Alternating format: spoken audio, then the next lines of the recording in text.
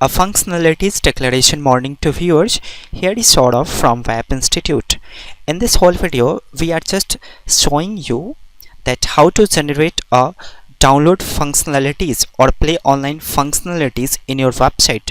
So let's achieve in Hindi language. Guys, हम HTML website development का part 5 contain कर रहे हैं, जिसमें आज हम आपको इस वेबसाइट में फंक्शनलिटीज़ डिफ़ाइन करना सिखाएंगे। प्रीवियस वीडियोज़ के अनुसार हमने इस वेबसाइट के लेआउट यानी कि डिज़ाइन को तैयार कर लिया है और इस वीडियोज़ में हम कंटेन करेंगे कि जब मैं प्ले ऑनलाइन पे क्लिक करूँगा तो ये सॉन्ग यूज़र के सिस्टम में किस तरह से डाउनलोड होगी। ओके, और जब मैं डाउनलोड नाउ पे क्लिक करूँगा तो ये सॉन्ग यूज़र के सिस्टम में किस तरह से डाउनलोड होना शुरू हो जाएगी। तो अचीव करते हैं इस फंक्शनलिटीज़ को कि इस प्रोजेक्ट में हम इस फंक्शनलिटीज़ को कैसे डिफ़ाइन कर सकते हैं। तो सबसे पहले अपने वेबसाइट के डॉक्यूमेंटेशंस वाले फोल्डर में जाएं और इंडेक्स फाइल को पहले प्रीव्यू करके देखते हैं कि हमने किस तरह के वेबसाइट को डेवलप किया है। ओके, सो हमारा वेबसाइट के डिज़ाइन के अनुसार हमारा लेआउट कंप्लीट है। अब मैं कोडिंग करने जा रहा हूँ कि जब मैं प्ले ऑनलाइन पे क्लिक करूँगा तो ये सॉन्ग किस तरह से हमारे सिस्टम में प्ले होगी। Okay, so let's start. Guys, सबसे पहले तो आपने जो फोल्डर में डॉक्यूमेंटेशन किया है उस डॉक्यूमेंटेशन में आपको इस डेटा को स्टोर करना होगा, यानी कि जिस सॉन्ग को आप अपने वेबसाइट में प्ले करना चाहते हो, मैं चाहता हूँ कि जब मैं प्ले ऑनलाइन पे क्लिक करूँ तो ये सॉन्ग प्ले हो जाए। तो इसका मतलब ये सॉन्ग हमारे वेबसाइट के डॉक्यूमेंटेशन वाले फोल्डर में होनी चाहिए। क्लियर? किसी भी तरह का डेटा अगर हमारे वेबसाइट के डॉक्यूमेंटेशन वाले फोल्डर में मौजूद है तभी उस डेटा को हम अपने वेबसाइट के द्वारा अपने क्लाइंट तक पहुंचा सकते हैं। ओके, तो सबसे पहले हमारे वेबसाइट पे 3 तरह के सॉन्ग्स अवेलेबल हैं।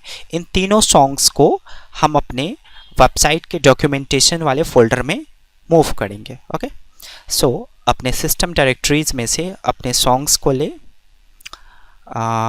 मैं सॉन्ग ले रहा हूँ। जैसे मेरे पास ये 3 सॉन्ग है, मैं इस सॉन्ग को लेकर कॉपी करूँगा ऐसे और अपने वेबसाइट के डॉक्यूमेंटेशन वाले फोल्डर में पेस्ट करूँगा। ऑब्वियसली हम MP3 वाले डेटा को इंसर्ट कर रहे हैं तो ऑडियोज़ वाले फोल्डर में ही पेस्ट करेंगे। ऑडियोज़ में हमने इस सॉन्ग को ट्रांसफ़र कर दिया। अब मैं इस सॉन्ग के नाम को चेंज कर दे रहा हूँ। सपोज दैट मैंने रख दिया इस सॉन्ग के नेम को तुम ही हो। अगला सॉन्ग आई एम योर्स और अगला सॉन्ग तेरा दोस्त। ओके, सो इस सॉन्ग के नेम हमारे वेबसाइट के प्रीव्यू से मैच्ड होने चाहिए। ओके, सो अब हम कंटेन करते हैं कि इस फंक्शनलिटीज़ को हम कैसे डिफ़ाइन कर सकते हैं। ओके, सो आप इंडेक्स फाइल को एडिट करें, राइट क्लिक करके ओपन विथ फोल्डर्स में जाए और नोटपैड सॉफ्टवेयर को चूज करें। आप क्या चाहते हो? आप चाहते हो कि जब मैं प्ले ऑनलाइन पे क्लिक करूं तो वो सॉन्ग प्ले हो जाए। तो सबसे पहले ये हमारा फर्स्ट सॉन्ग है, ये सेकेंड, ये थर्ड। तो सबसे पहले मैं फर्स्ट सॉन्ग के प्ले ऑनलाइन वाले टेक्स्ट में ये डिफ़ाइन करूँगा कि जब मैं प्ले ऑनलाइन पे क्लिक करूँ तो ये सॉन्ग यूज़र के सिस्टम में ऑनलाइन प्ले हो जाए। तो ऐसा करने के लिए सबसे पहले मैं एक हाइपरलिंक जनरेट करूँगा, यानी कि इस कंटेंट से अपने उस सॉन्ग को सिंपली लिंक कर दूँगा। तो लिंक करने के लिए मैं एक के साथ href एट्रीब्यूट का उपयोग करूँगा और फिर अपने फोल्डर के पाथ के साथ उस सॉन्ग के नेम को डिफ़ाइन करूँगा। लेकिन हमारे वेब ब्राउज़र को पता कैसे चलेगा कि हमारा ऑडियो वाला सॉन्ग है? तो सॉन्ग के नाम के बाद आप एक्सटेंशन राइट करेंगे, that is .mp3। Okay, so simply हमें क्या करना होता है? लिंक करने के लिए हमें ए टैग को शुरू करनी होती है और href एट्रीब्यूट से हम बताते हैं कि जब मैं इस टेक्स्ट पे क्लिक करूँगा तो कौन सी सॉन्ग ओपन होगी। ओके, अब मैं लास्टली ए टैग को इस तरह से क्लोज कर दूँगा। क्लियर। तो सिंपली हमें करना क्या है, ए टैग को शुरू करना है। href एट्रीब्यूट में पाथ के साथ सॉन्ग का नेम और उसका एक्सटेंशन डिफाइन करना है और ए टैग को क्लोज कर देना है। तो जब मैं प्ले ऑनलाइन पे क्लिक करूँगा तो ऑटोमेटिकली ये हमारे सिस्टम से, यानी कि हमारे डॉक्यूमेंटेशंस के डायरेक्टरी से हमारे यूजर के सिस्टम में ये सॉन्ग प्ले हो जाएगी। अब मैं इसको सेव करके प्रीव्यू करके देखता हूँ। ओके सो ओके, तो अब मैं इस पर क्लिक करता हूँ। यस, आप अचीव कर रहे होंगे कि ये सॉन्ग्स प्ले हो गई है।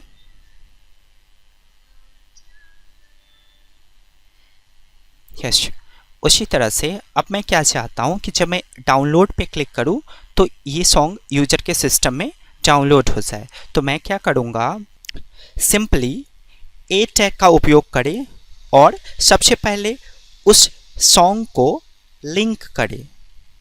ओके, सो लिंक करने के लिए सबसे पहले उसके पाथ को डिफाइन करें और फिर सॉन्ग के नाम को राइट करें और एक्सटेंशन कोड राइट करना ना भूले। तो ऐसा करने से क्या हुआ, सिंपली हमने क्या किया, ए टैग का उपयोग करके href एट्रीब्यूट के द्वारा इस सॉन्ग को इस टेक्स्ट से लिंक कर दिया। इसका मतलब जब मैं इस पर क्लिक करूंगा तो ये सॉन्ग ऑटोमेटिक यूजर के सिस्टम में प्ले हो जाएगा। लेकिन मैं चाहता हूं कि जैसे ही मैं इस पर क्लिक करूं ये सॉन्ग यूजर के सिस्टम में डाउनलोड हो जाए। तो सिंपली आप डाउनलोड एट्रीब्यूट लगाओगे और उसके वैल्यू में डाउनलोड ही पास करोगे। क्लियर, मींस डाउनलोड एट्रीब्यूट का वैल्यू डाउनलोड एट्रीब्यूट ही है और उसके बाद डाउनलोड नाउ वाले टेक्स्ट के बाद आप ए टैग को क्लोज कर दोगे। क्लियर। सो गाइज, अगर आप चाहते href is equal to audios और इस सॉन्ग के नेम को डिफाइन ना करते और सिर्फ डाउनलोड का उपयोग करते तो हमारे वेब ब्राउज़र को पता कैसे चलता कि इस टेक्स्ट पे क्लिक करने के बाद ये वाली सॉन्ग डाउनलोड होनी चाहिए। तो सबसे पहले डाउनलोड का फीचर्स प्रोवाइड करने के से पहले आपको लिंक करना होगा कि आप क्लिक करने के बाद कौन सी सॉन्ग को डाउनलोड करवाना चाहते हो। क्लियर।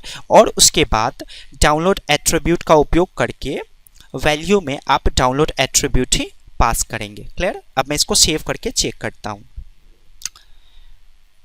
यस, अब मैं जब डाउनलोड पे क्लिक करूँगा तो ये सॉन्ग यूजर के सिस्टम में ऑटोमेटिक डाउनलोड होनी शुरू हो जाएगी। ओके, सो गाइज, इस वीडियोज़ को समझने में अगर आपको प्रॉब्लम्स होती है तो काइंडली इस वीडियोज़ को मैक्सिमम टाइम वॉच करें, ऑटोमेटिक ये वीडियोज़ आपको समझ में आ जाएगी। ओके, सो काइंडली मेरे टीचिंग एक्सपीरियंस को प्रमोट करें, मेरे चैनल को सब्सक्राइब करना ना भूलें और मेरे वीडियोज़ को अपने फ्रेंड्स में शेयर करें। So thanks for watching my videos guys, have a great day.